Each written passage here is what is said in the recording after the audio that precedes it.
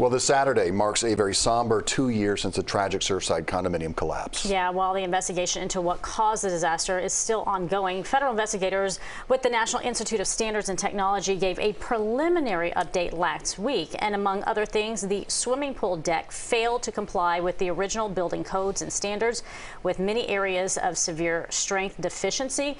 Investigators also reported signs of corrosion and the placement of heavier and additional plant containers on that deck.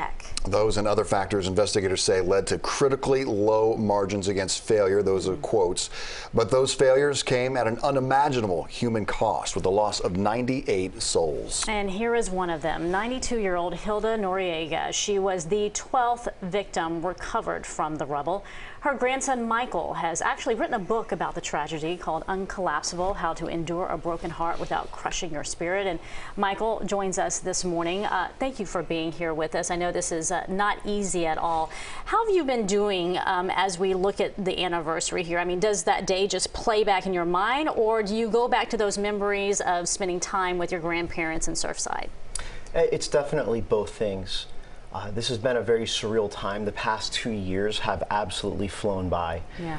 And, you know, writing this book has given me a completely different perspective, because my family and I, we had our own pain to heal through and to endure through.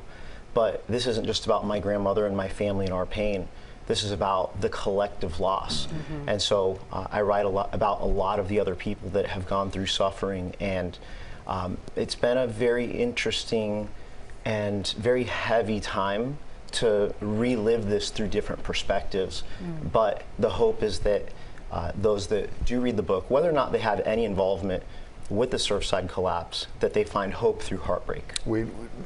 So many of us here in the media spent so much time out there, along with the community, with the heartbroken families, and we know you all got very, very close.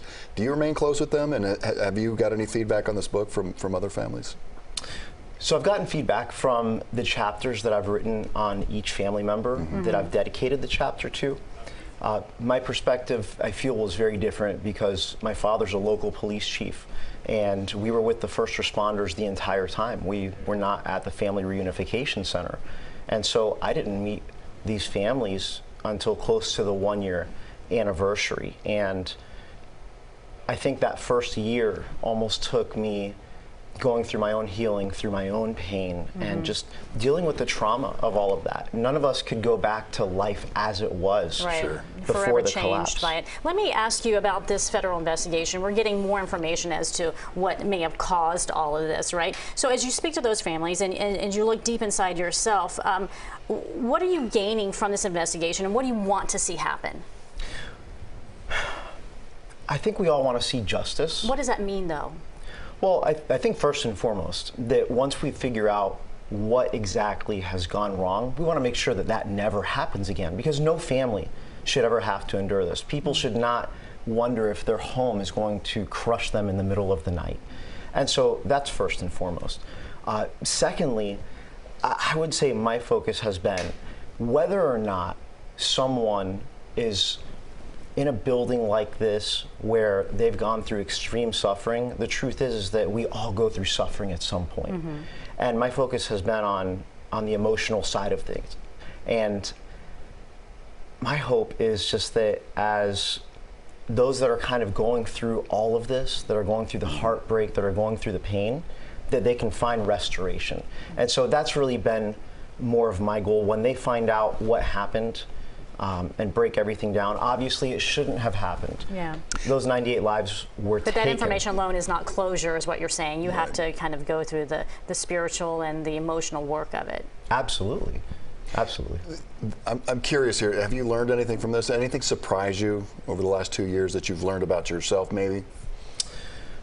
You know, one thing that I've learned is that when you go through things in life that really break your heart, there's a huge difference between something that breaks your heart and crushes your spirit. None of us can avoid grief, sorrow, loss. We all have to go through mourning processes through different times of our lives.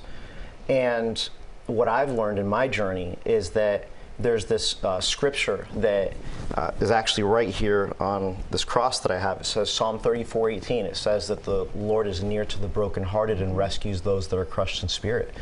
Why is the Lord near to the brokenhearted, but he doesn't rescue the brokenhearted? Because those things are different. A broken heart and a crushed spirit are extremely different, where a crushed spirit is losing your faith, your hope, and your purpose.